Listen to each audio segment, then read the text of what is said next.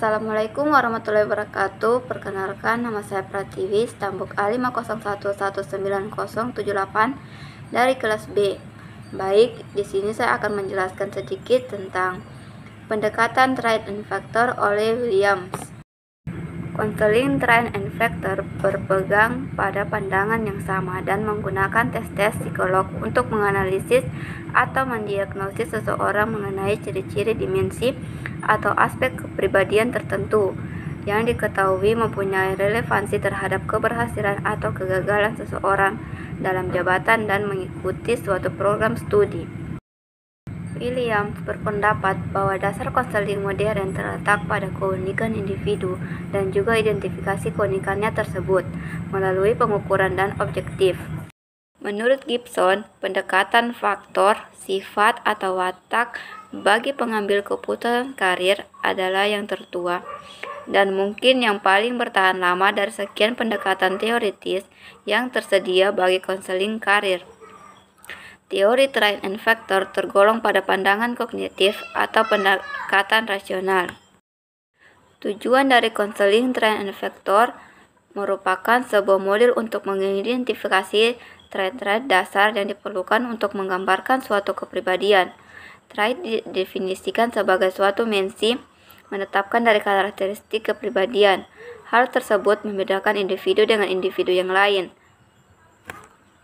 Konseling juga bertujuan untuk mengajak klien berpikir mengenai dirinya dan menemukan masalah dirinya serta mengembangkan cara-cara untuk keluar dari masalah tersebut. Teori Triad and Factor di dalam pendekatannya baik terhadap proses konseling maupun pemecahan kesulitan klien secara rasional, logis, dan intelektual. Dalam proses pelaksanaan teori Triad and Factor terdapat teknik-teknik yang dapat digunakan oleh konselor untuk melakukan proses konseling.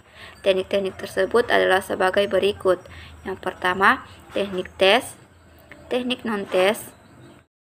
Teori Triad and Factor juga memiliki kelebihan dan kelemahan. Yang pertama itu kelebihannya.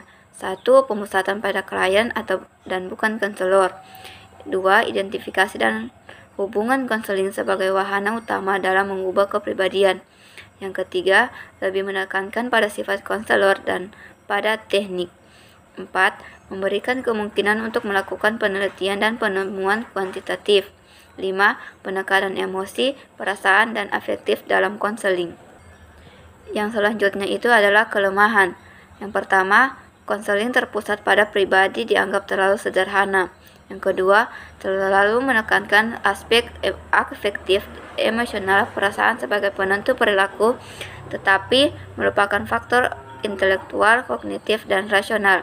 Yang ketiga, penggunaan informasi untuk membantu klien tidak sesuai teori.